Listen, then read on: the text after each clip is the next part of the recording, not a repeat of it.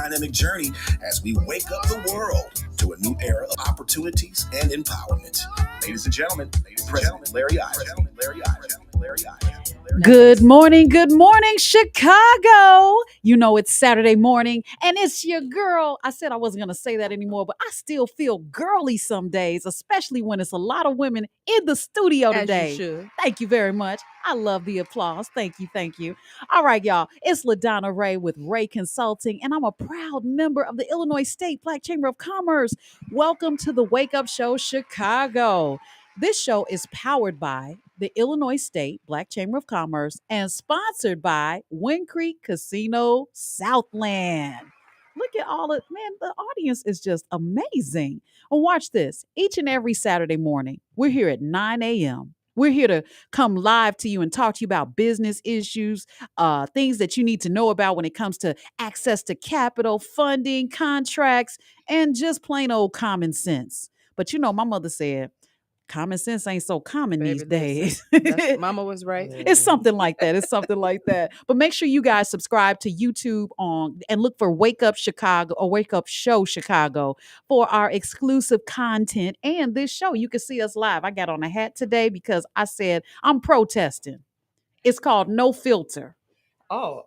Yeah. Is that what I feel like a hat does filter because then you don't have to do your hair? Well, yeah, I did put a few bumps in it. Because that's what I did. Well, you hear those amazing voices, and I'll introduce them in just a second. But get to those phone lines because I've got a compelling question for you. And that's 773-591-1690. Now, you know I am co-host to the man who is the plan, the leader in the Black Business Advocacy Group, serving as president and CEO of the Illinois State Black Chamber of Commerce and also chairman of the board of the National Black Chamber of Commerce in Washington, D.C. That is none other than Dr. Larry Ivory. But guess what? When the mouse is away or the cat's away, the mouse will play. The mice will play. He left to show us today. He said he wants to see what the view look like. Look, he's out today, but he's out taking care of business. Always. Okay.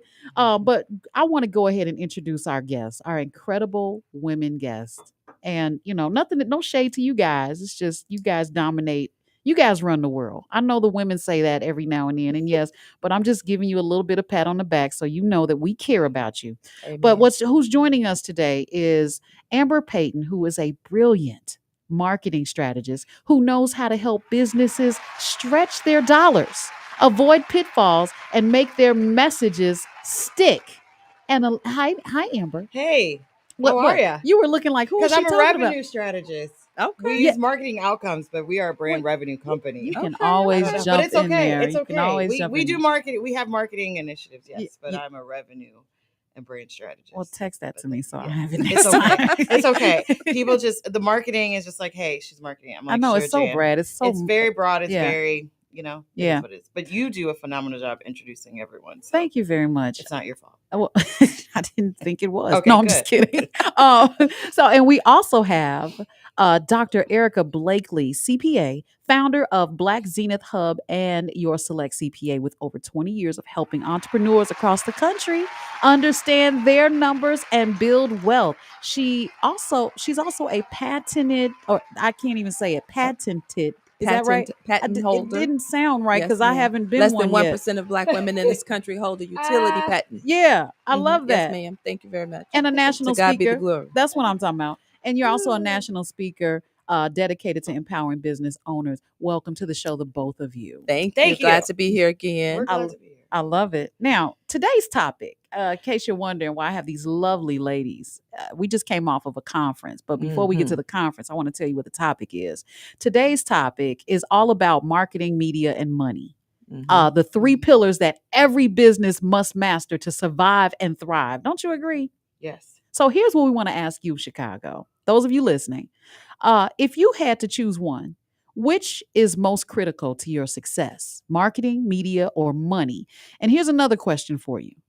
And do you believe small businesses fall, or should I say fail, more often because of lack of capital or lack of visibility? You can give us a call at 773-591-1690. We want to hear your thoughts. Get those, the phone lines are open. But last week, I'm talking Tuesday, Wednesday, Thursday. Baby. Man, it was amazing. What is the we're talking about, Dr. Blakely? It was the Illinois Black Chamber of Commerce 20-year anniversary. Woo! That is something. And it was the 20th year of the conference because the chamber has been around Correct. since Yes, 1997. ma'am. Let me be. I stand corrected. You're right. It was the conference 20-year anniversary. Yes, ma'am. Tell us what your experience was at the conference and the part you played in it, because you were an intricate part of the I conference. moderated one of the panels, and I think that people are not aware of all of the things, even in this economy, that the state still does for Black businesses to help us grow, and all of the resources and the power-packed panels that we had for those 3 days. You could not have paid thousands of dollars to get that. Yeah. So it was absolutely amazing. It was absolutely amazing. 3-day 3 conference. days. Well, more 2.5. Yeah. And with that 3-day conference, you got excellent panels, CEO panelists. I mean, there was so much. The moderators knew what they were doing. Yep. We had our very own from WVON, Rufus Williams was there moderating the mayor's panel. And even though Mayor Brandon Johnson couldn't be there because he was ill, he was confirmed. Yeah. Okay, so just so Yeah. the news networks people, that called people me, be talking. I'm telling you, they called me directly and was like, "He is confirmed." I said, "Yes." And of course, when he fell ill, he sent his deputy mayor. He did. So that is So the city was still represented. it was still represented. Amber, what was your experience like, and what part did you play in it?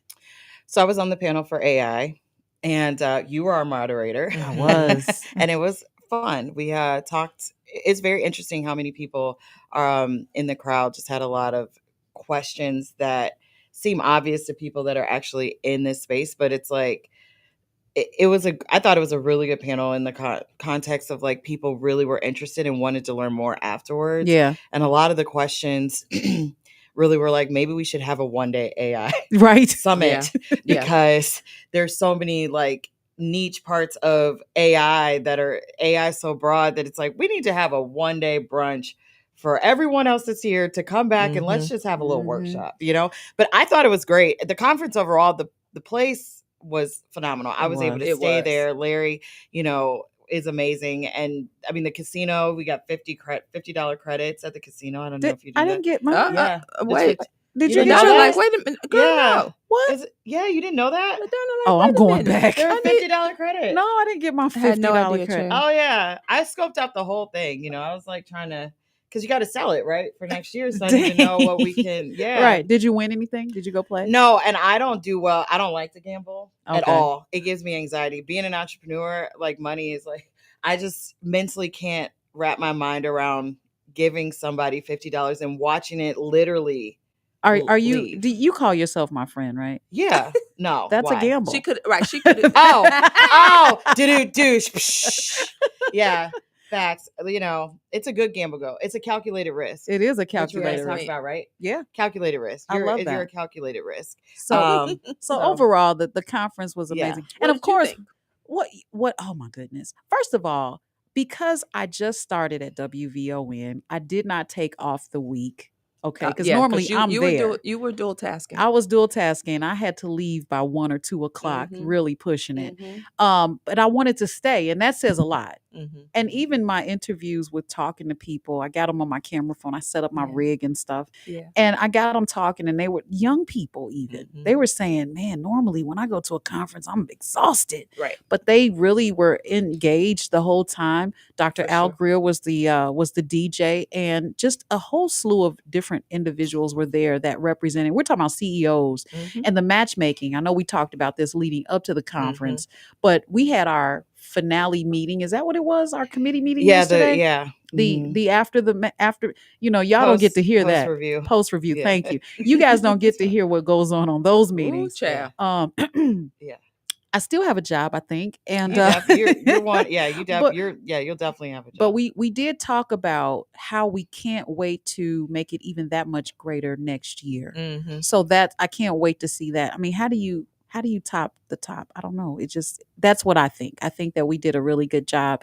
You guys didn't see how the sausage was being made, but it came out phenomenal. We put it on the barbecue grill and served it up. All right. The food was really good. The food was good. Yeah. All right. So speaking of which, I do want to get to our topic today. And because the topic is money, or should I? I'm going to go in order. We went in alphabetical order. did. We actually had a Marketing. meeting. This is why I like working with you. We talked about this. Marketing, media, and money. Yes. All right. So who's going to take marketing? I mean, I obviously. I know. I'm just telling everybody. You know, Oh. we know. Oh, Right. right. Who's going to take marketing? The people in the audience. Yeah, that's gonna be Amber's Amber. taking marketing. Okay. Who's going to take media? Oh, I'll do that. Oh, right. Yeah. Okay. Yeah. And who's going to take money? I feel like I should. Yes, you should. Absolutely. Makes enough sense, right? All right. So and callers, we see you on the line. Janice, Karen, just hold 1 second. I want to get to the gist of this. Tell me, the question is, do you think that, well, let me look at what the question is because I forgot what it was. What was the question? Oh, here we go. No, that's not it. If you choose just one, which one is more critical? Do you think in terms of Amber, because your marketing that comes first. Hold on. Something. I think the thing. Sorry. You here now? It's like going in and out. Twist this part. I got right it. here. We're good. Okay. Yep. Oh, yep. We're good. Yeah, Okay. it's that. All right. So do you think that which one is most critical? Can you even pick? It's in an integrated experience because I think people overcomplicate media, they overcomplicate marketing, and they overcomplicate money. You can do all three consistently by yourself or at volume with a team, with paid agencies. So I think all three are important and they all connect. With each other. They do. They overlap. Do you know what I mean? For sure. Yeah, they 1,000% overlap. But you corrected me on your introduction, and it's not just marketing. You said revenue. Yeah, that's part of marketing, people.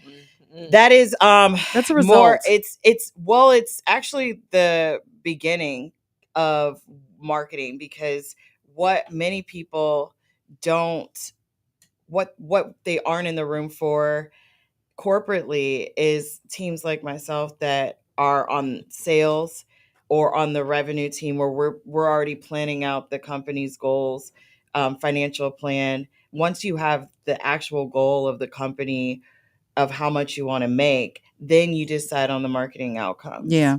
And then there's the strategists that come on earlier on that are looking at the overall brand. What's the mission, the culture, the vision of the company? Who's your audience? What's the life cycle?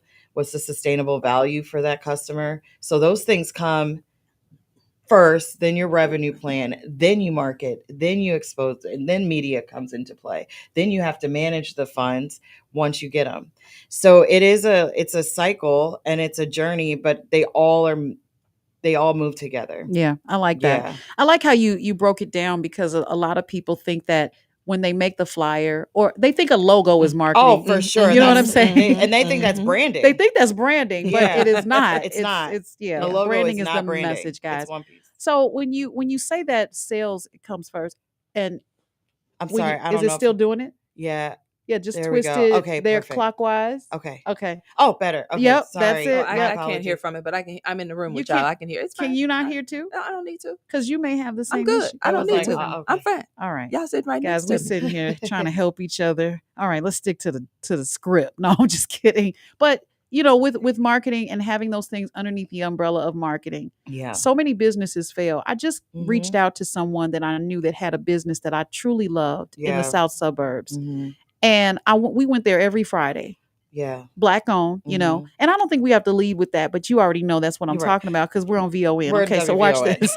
But when I passed by there a few times, well, that would be the problem. Her headphones weren't plugged in. Of course they were plugged in because here at the LaDonna Ray Show, things happen. Okay. Right. But because when I reached out to them and I passed by there and they weren't open anymore. I know I tried to step in. I did. I said, listen, let's put together a plan. Let's put together a strategic plan. And he knew what he needed to do. He just didn't have the capital to do it. Right.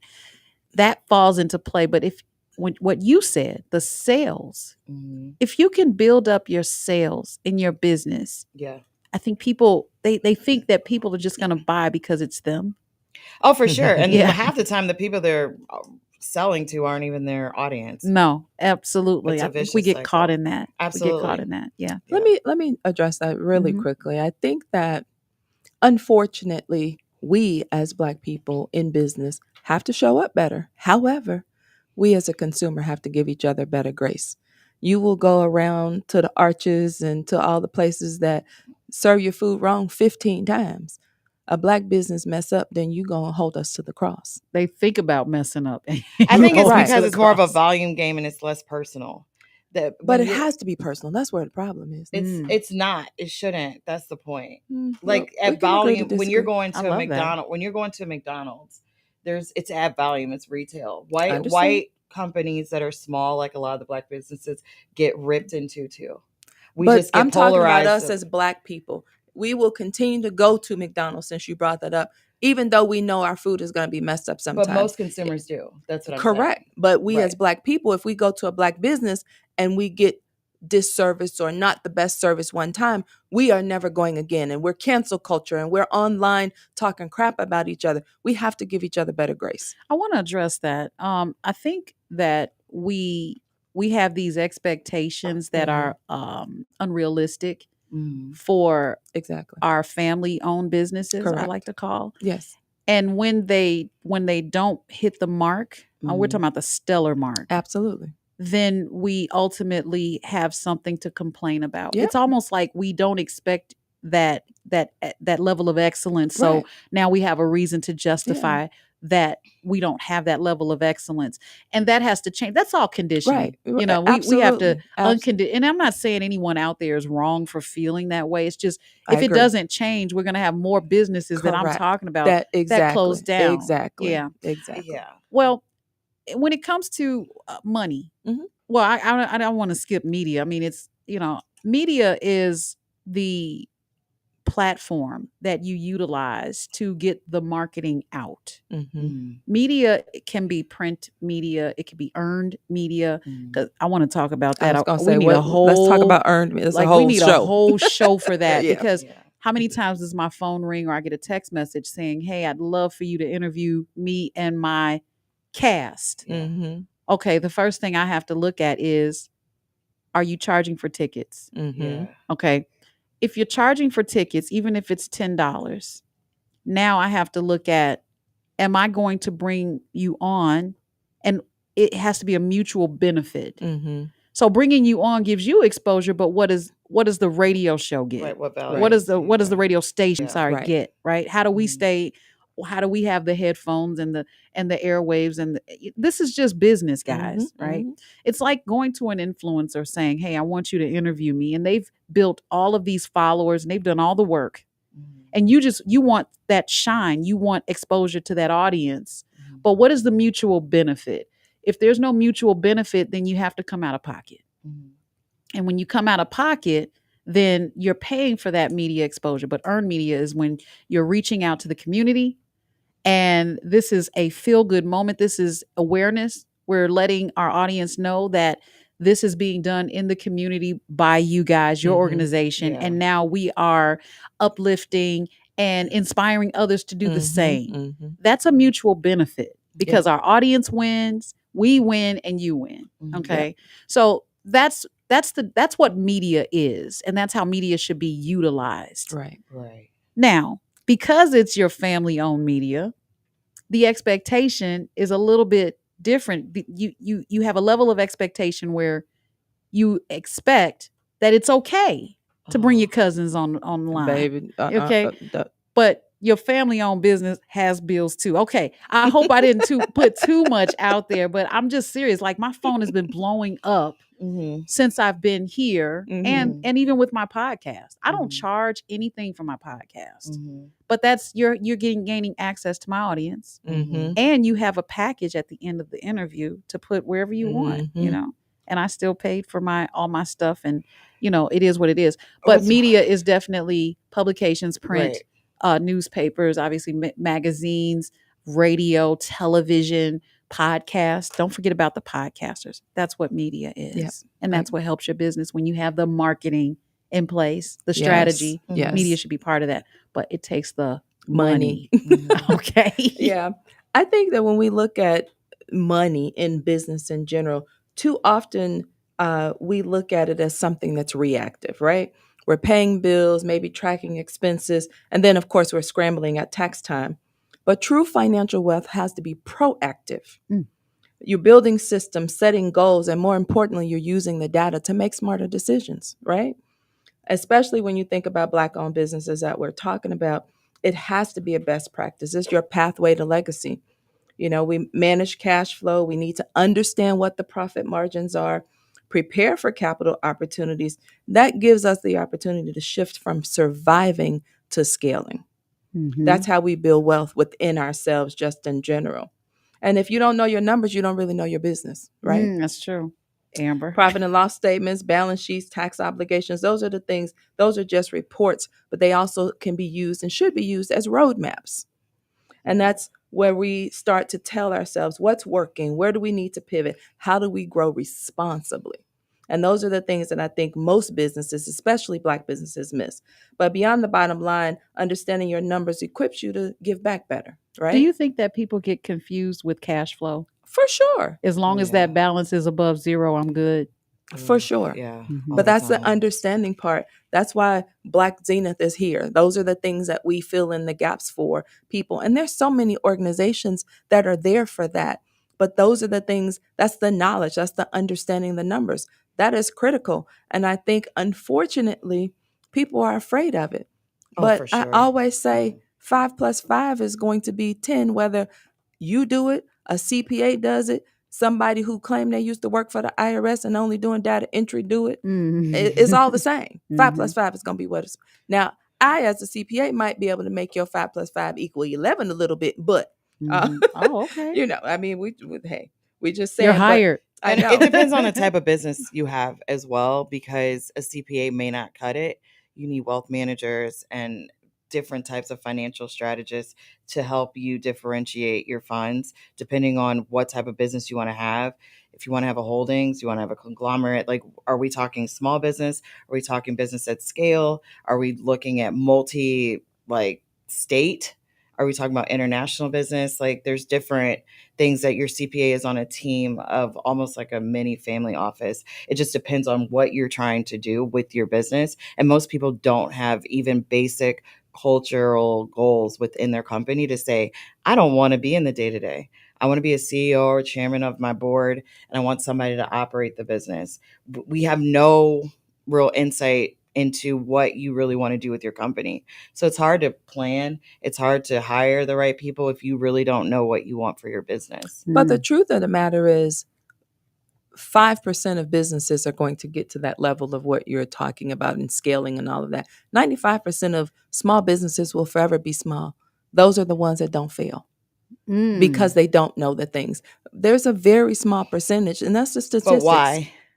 We need chiefs and Indians, right? Yeah, but why do most, because when you talk to a lot of small business owners, which I have, and I'm assuming you have as well, many of them want big companies. They want to make multi-millions. They do. So there's a gap. There is, but there's still a smaller percentage of the businesses that start. Some people, $600 or $700 extra dollars a month change your life. It's a bigger house, it's a better school, better car, better healthcare, whatever those things are, and stay there, and that's okay. Everybody is not meant to leave their job, and I know that I'm probably on the island alone. I agree and with CPAs that tell you that, because everybody that. telling you to leave your job and do all these things, and that's not going to be true. And we do know that 300,000 Black women were forced to leave their jobs, and I'm sure they didn't plan for that. I want to get to the callers. Did you finish your points? Yeah, no, okay. I just wanted to make sure that we understand that knowing our numbers and all of these things just equips us to give back better. They tell you that about A1C. You got to know your numbers. Come on now. Yeah. We can create jobs, mentor youth, support our neighborhood programs. Just strong financial foundations allows the businesses, small or whatever, to contribute to community progress. And I think that's what we all want to make sure we do outside of our household. I love that. All right. Let's go ahead and go to Janice. Hi, Janice. Hey, Miss Janice. Hi, how you doing? I had called you previously. I did my self-work. I called Jules down to the corporate office in Melrose Park, as well as the one in Homewood. I only called them once. I called twice, the corporate office. I'm trying to get Angelica's cake back there, but they said they weren't selling enough products. And the lady came on for Black History Month who has the syrup. Oh yeah, Michelle Foods. Michelle. Yeah, Foods, Michelle. yeah. Yes, sir. But this is my thing. And then out in Homewood, not so Homewood Flossmoor, out in Country Club Hills, they have every pizza there. And I've asked the manager a couple of times, why don't you bring Reggio's Pizza back? I don't want to name the other white-owned companies, but Reggio's has some good pizza. Mm-hmm. I worked for Jewish people, and I learned so much from them. For one thing, you may not be the best Jew, but they're going to support you. That's how you make it to the top. Reggio's just had a change in management, right? I'm not sure, but I know that the Illinois State Black Chamber Yes, of I Commerce think it was sold. had a hand in getting them on the shelves at one Back point. on, and I think they're doing some things again. They to were revive sold. it. The older gentleman, because you can't even. I was trying to reach someone there, but when the older gentleman had it, I don't know how he did it, but he used to answer the phone himself or have someone in there to answer. I love it. We don't do the small things because we don't know. And the last product is Grandma Malt. My sister loved that, and she can't get it anywhere. I asked about that with Jules. Now, we have a lot of our people, and I'm going to be honest with you, when those suburbs, so Olympia Fields, Homewood, Flossmoor, Country Club, because I'm from Robbins, when they became black, I mean, everything changed out here. Taxes went through the roof. Oak Forest Hospital closed. Do you see what I'm saying? Yeah. Before then, it was better. And these are black professionals. First thing they should have done is said, we're going to take on Robbins, Harvey, Markham, and we're going to come out here as AJAs, Deltas, Omega Phi Psi, and da-da-da. We're going to come out to these suburbs, and we're going to help each other. And this is going to be the Black Wall Street from all over. That's right. We're going to bring banks out here. We're going to have a credit union. Amen. But see, for blacks who knew, they shudder now because everything went down. Now, I'll admit, at Oak Forest, they had a lot of private patients because you had a lot of heavy Jews out here who wanted their parents close by. So they paid for their people to be at Oak Forest Hospital. Do you see what I'm saying? Yeah. Well, Miss Janice, do you own a business at all? No, I don't. Do you think that my grandparents had a business though? Oh, really? What type of business did they have? Real quick. They sold coal and a junkyard, and we worked in a junkyard. And I was riding a bus once, and this young man said, "Well, I'm in my 60s now." He said, "You still working that junkyard?" I smiled at him. I said, "You know me." And his mother did flowers for funerals. Everybody black had something on the side. Business, had a business. Do you think that working in the junkyard, I know you saw a lot. You said you learned a lot from the Jewish community, but what do you think is more critical to success, marketing, media, or money? It's not any of those. It's black people learn to support themselves. I'm going to tell you a story. I went to It better be a short one, Miss Janice.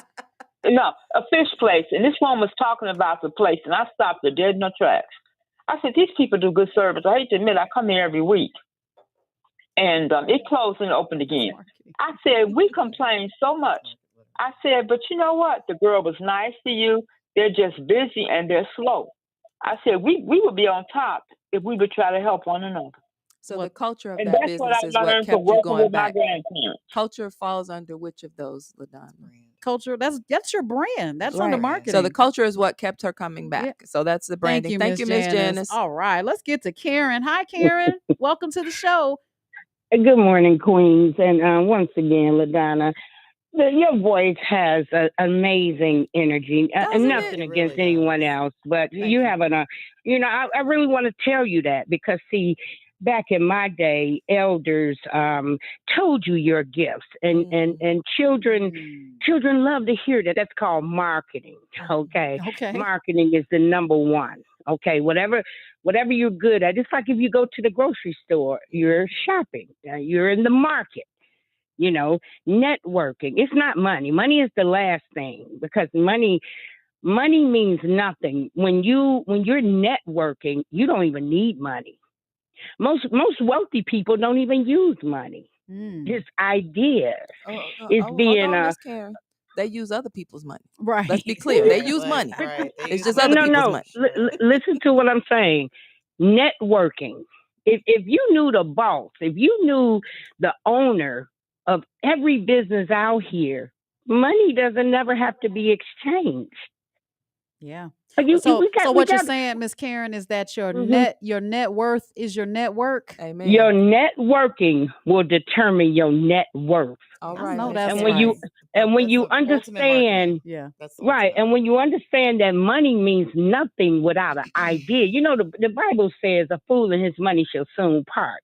Because at some point, money is going to be useless. It's going to be your reputation, your word, what you stand for. How do you understand money? Our problem, we, Black Africans, whatever we want to call ourselves, we don't understand business. We have been employees instead of employers. We have been students instead of teachers. Yes, you understand what I'm saying? We learn from a whole different, we have been registered voters instead of political participators. You know, we don't understand what it means to be a man or woman of your word. Your word will go further than money.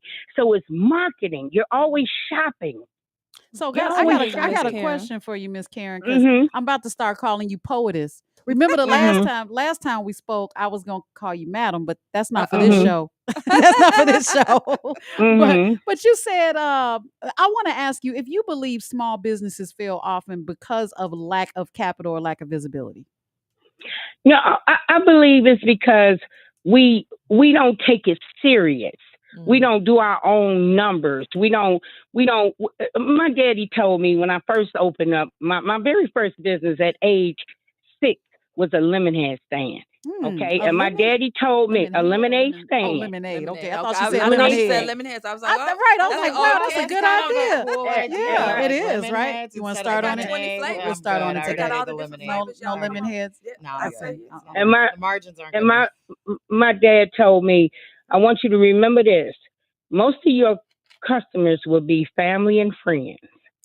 And when you begin to give away, most of your customers will be family and friends. They'll be out of business by Friday. I'm gonna fight your daddy over that one, right? I'm doubling down on I'm Dr. tripling down. Because that is the worst way to go out of business. Your point, why are people all small businesses?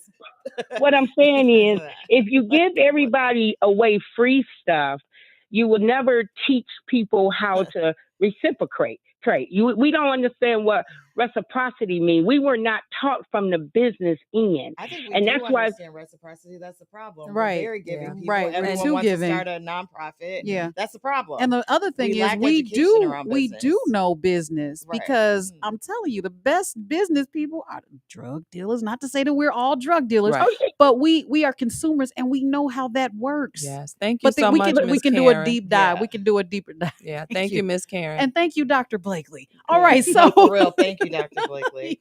But me and Daddy gonna fight because talking about doing business on your family, baby. Listen, it's a whole world out here, really, and it's we have to, But I see where she's coming from. You know, there's a myriad of things that our community can work on, but I will not continue to beat the capability statement of our family. I agree. It's not, you know, some people call in and they say we weren't taught how to be a family. I don't think we should ever say that. We don't need to be taught how to be a family. We know how to be a family. Right. You know, but because of our knowledge and because of our application in family, it's been stripped. Okay. Now, moving forward, fast forward 2025. Girl, we're responsible for this year. Okay, that's where we are. We're responsible for this year. Looks like we have another caller coming in, but before we get to them, let me see. I like to go in order. I got Amber. Current trends. Yeah. What's working right now for small businesses in marketing? Social media, local outreach, partnerships, things of that nature. That's a great question. Partnerships will need to take a shift. That's a whole nother conversation. Let me answer the first piece of this. So what's trending right now in small business marketing is actually the localization. How do you localize your efforts and niche down a little bit more? And when I say that, back to the family and friends thing, let's look outside of your family and friends and look at who your audience really is for your product, service, or your storefront, and find ways to partner locally.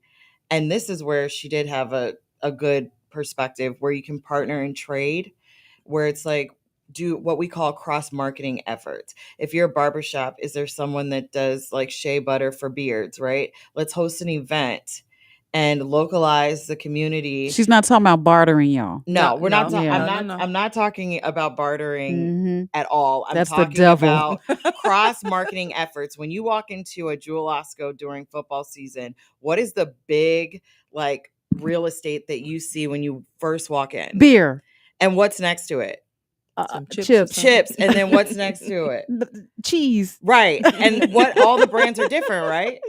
But it's called cross marketing. Yeah. So you're going to see a lot of brands trending in that way for small business and bigger brands, because what we're looking at now is what we call the lifestyle of a consumer. It's not about niching down to Black, Hispanic, LGBTQ, but it's what is the lifestyle. I showed up with red lip, sneakers, a dress, jeans, and a hat, all of which are different interests that I bring to my one person, right?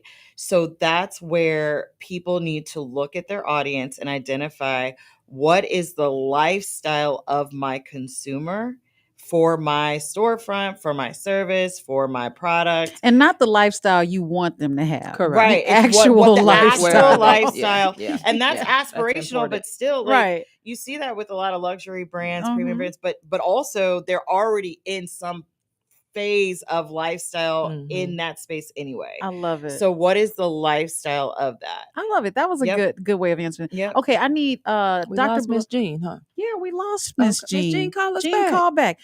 Dr. Blakely, ask me this question.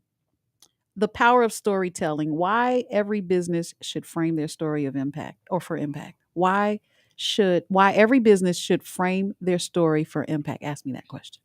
Well, I can't ask myself. LaDonna. Yes, ma'am. You being in media and the marketing and all of the powerful things you know, tell me why every business should frame their story around impact. Oh, geez, that's a good question. Seriously, you have to understand that family-owned businesses that we had growing up, they all had a story. You know, you got to know Ma and Pa. It wasn't just a Ma and Pa shop. Right. But when people don't buy your, how'd you get down there, I don't know, Amber? But I'm trying to get back up. Okay. Thank you. And I was just like, it just we fall down. Right, literally. Okay. And it was we got Miss Jean back. Oh, we got Jean back. Those of you watching on Facebook Live, you can go to Wake Up Show Chicago and you'll see our Facebook Live and you'll see Amber. She pressed the button, and it was a slow. It's gonna be hilarious when they watch it because it just was like. But to answer your question, yes, people don't buy your product or your service; they buy your story, right? Yes. And because they buy your story, it's not manufactured, it's not made up. But think about it. When Tyler Perry told his story and he said how he slept in his car. Now we've heard it many times, but look at where he is. Yes. And that gives hope and aspiration. Absolutely. So you buy into his product because of his story. Yep. The same thing goes with a family-owned pizza that has been around for a long time. Yep. You know, you have these shoe companies where they have, I remember, I think her name was Davidson, who created the Nike swoosh. And that was back in the 80s. And she quickly generated this logo. And it became the iconic logo of Nike. And Nike came up with this slogan. And do you know what that is? Just do it. And that's part of their story, their brand. And I think people do business with people branding. they know, like, and trust because of who they are. Yeah. Not always about what you buy. Want to go to Mr. Dean? I do. Yes, ma'am. Thank you very much. We're Mr. Dean, as you call yourself. I'm Mr. Dean.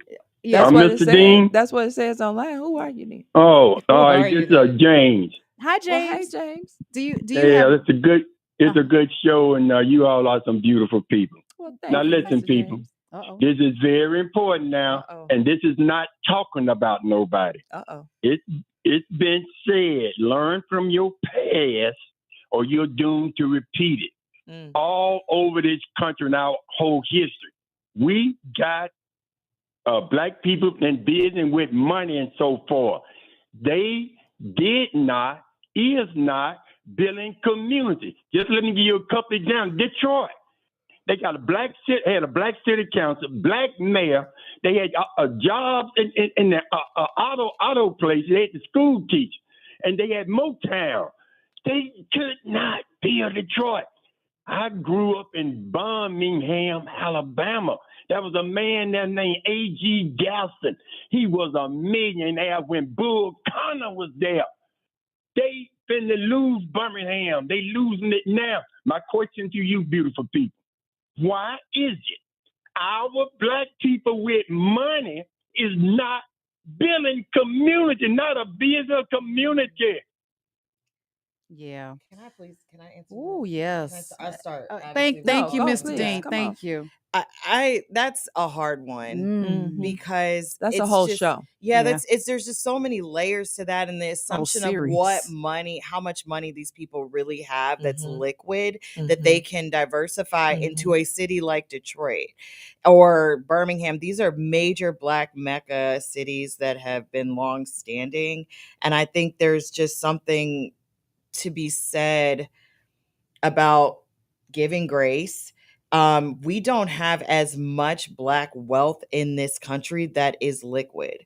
We do have networks. We do have support at times in certain parts, but unfortunately, because we don't have access to all types of differentiated funds, from insurance policies to stocks, like, we are just not educated fundamentally on how money works and moves and how it's placed in communities and economic development. And we're working on that, but it's like, to blame one millionaire that may not even be as liquid as you think to develop an entire city is just very lofty. I want to add just a different layer to that. I agree with what you're saying. It's not a lot of liquid cash. However, the very few Black millionaires that have the liquidity, I think, are more concerned about investing in the wrong thing or saying the wrong money thing, after bad. or not that too, or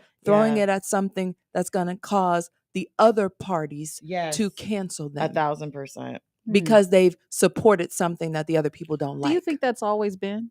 Because we're in this cancel culture now. No, I think it's getting worse. I think there's some extent for sure. I believe in everything there's political stuff. Yeah. Even in your churches, there's politics. In every business, there's politics. Yeah. However, I do think that it is getting worse, for sure. I want to make a news flash announcement. We're going to do our own version of The View regularly. Okay, so I just made that up. I'm hoping. I know. Let's go Dr. to Larry Susan. gonna release us. I know, right? Hey, Miss Susan. Hey, Sue. Thanks for calling in. Hi, Sue. Morning, ladies. Hi. Morning, ladies. Good morning. You know what? Good morning. I think what he was trying to say, what I've always gathered, because I was in high school when the Gardners were around and Saw Sheen and all of that and all the Black-owned banks and stuff like that. I think they really cared about each other and had each other's back, as opposed to necessarily, I'm going to help you, with your business, in terms of financial and stuff like that. I think it was a community of business owners that were a community. You know what I'm saying? A group of business owners that were community, as opposed to just, hey man, you got paid, I got paid, we can party together. It was like, no, Gardner would go on to the sites and protest himself. He's the millionaire owner and he's out there, in his shirt and slacks, protesting. That kind of blew me away. So I kind of think that's when he's talking about that. Yeah. But I wanted to say something about Miss Janice. I've been hearing Miss Janice for years and years and years, and she downplays herself so much. But you know what? I think she should write a book about all these Jewish tips that she has learned. I really think so, because, we all know about them in business, and she always comes in and drops these good things. Yeah. And I'm just like, wow. You hear that, Janice? She downplays herself. Her education and her experience, and the only thing she upplays is the Jewish training that she got from her boss and him getting his monthly check, and he ain't with my check, his reparations check. But I really, really think it would be very valuable, these little bitty things, because a lot of business is small stuff. Like you said, they buy you. I've been in sales. I was in mortgage sales, and people buy you before they buy the product. Yep, absolutely. You're the product first, then the product. Right. Well, yeah. Go ahead.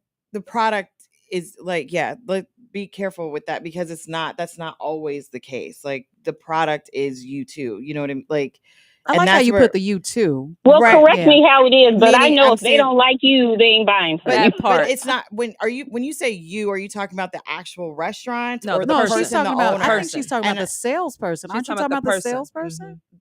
Are you talking about the salesperson, the human being, the human being, the person that's interacting? If you don't connect with them, something about you turns them off. Then they don't believe you care. I mean, or you're knowledgeable. I was hearing that you were talking about the liaison, the connector to the product.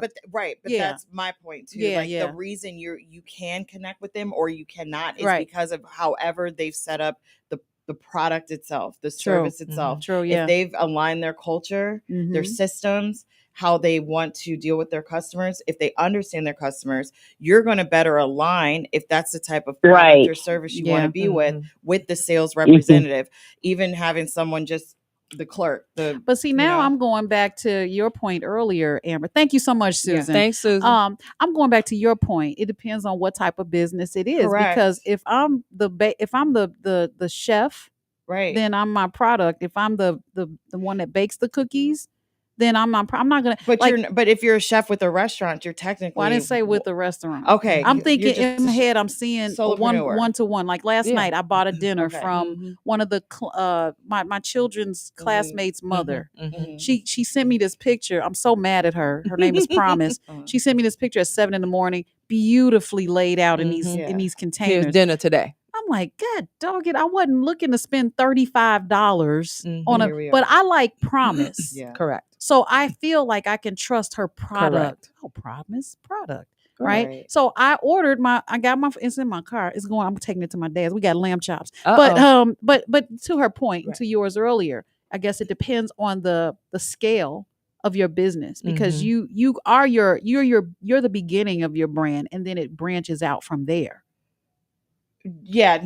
So from a solopreneur, yes. In one aspect, sure. But you still need to not think about yourself even individually. You need to think about the customer. Yeah, you should. You're working to attract. Absolutely. And that goes to your core values. That goes to the type of systems you want to put in place that keep people coming back, whether it's a chef by himself, a chef with a restaurant, a chef with multiple restaurants around. So in other words, if you got a bad attitude, stay in the back. I get it. Right. But some brands live off of that. Look at Liquid Death.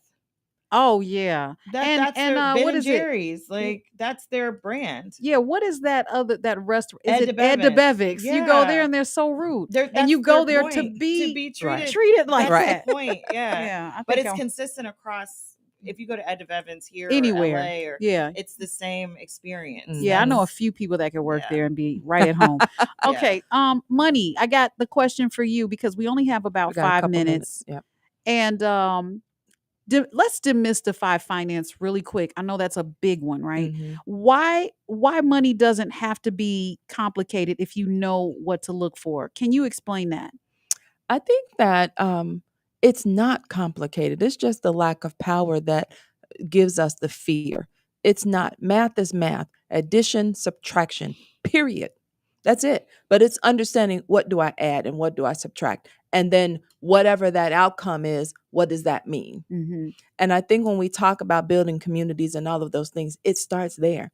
Like I was saying, understanding the numbers gives us the foundation to build better communities. Just like the last caller was talking about how back in the day, all of the businesses were there to help each other. And that was more important than their bottom line. You think those days are gone? I think they're buried. What about I do think we can resurface them. Are those days gone? You hate to say, but I think they are.